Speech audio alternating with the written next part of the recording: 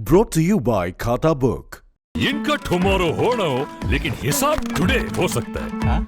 कैसे? भाई खाता आउट करो, खाता बुक डाउनलोड करो, ये ऑटोमेटिकली हिसाब करे, उधारी वापस लाए फटाफट। भेज दिया उसको हिसाब। खाता बुक, बिजनेस हुआ इजी। नमस्कार, मैं हूं शिवेंद्र श्रीवास्तव और आप देख रहे हैं यूपी तक।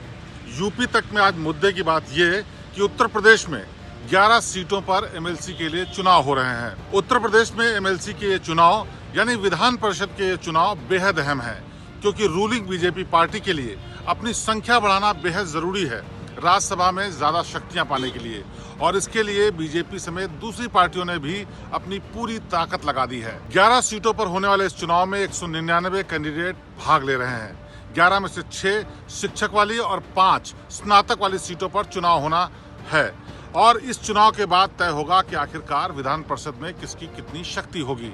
समाजवादी पार्टी, बसपा, कांग्रेस और बीजेपी सब ने अपनी एड़ी चोटी का जोर इसलिए भी लगाया है क्योंकि इन चुनावों से 2022 के विधानसभा चुनावों का रास्ता भी निकलेगा। एमएलसी के चुनाव के लिए उत्तर प्रदेश के कई जिलों में सुरक्षा व्यवस्था बढ़ाई गई, मतदान केंद्र बनाए गए। 1000 से ऊपर मतदान केंद्र बनाए गए, जिसमें सुरक्षा व्यवस्था के बीच चुनावों का काम कराया जा रहा है।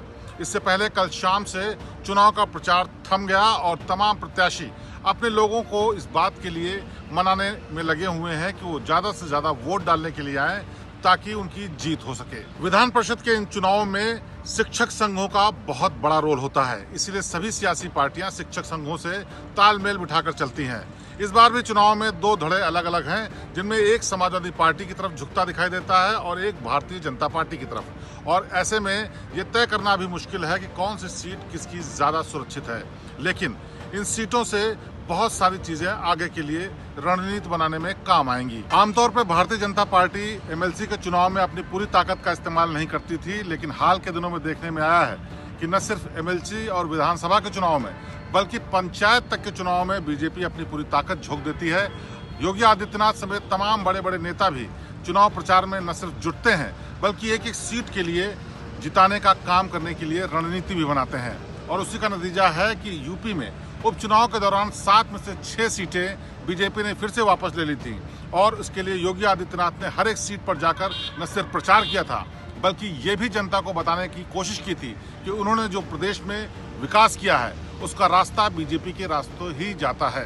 शिक्षक संघ के ये एमएलसी के चुनाव बगैर शोर शराबे और बगैर किसी तामझाम के होते हैं, लेकिन हर सियासी पार्टी अपने कैंडिडेट को जिताने के लिए हर संभव कोशिश करती है, और इसके लिए घर घर जाकर स्नातकों से, शिक्षक संघों से और शिक्षकों से पूरी तरह से समन्वय बैठाने का काम किया जाता है ताकि ज्यादा से ज्यादा वोट मिल सके। तो उत्तर प्रदेश में शिक्षक संघ के एमएलसी चुनाव पर यह थी यूपी तक की खास पेशकश। प्रदेश की बाकी ताज़ा और बेहतरीन खबरों के लिए आप देखते रहिए यूपी तक।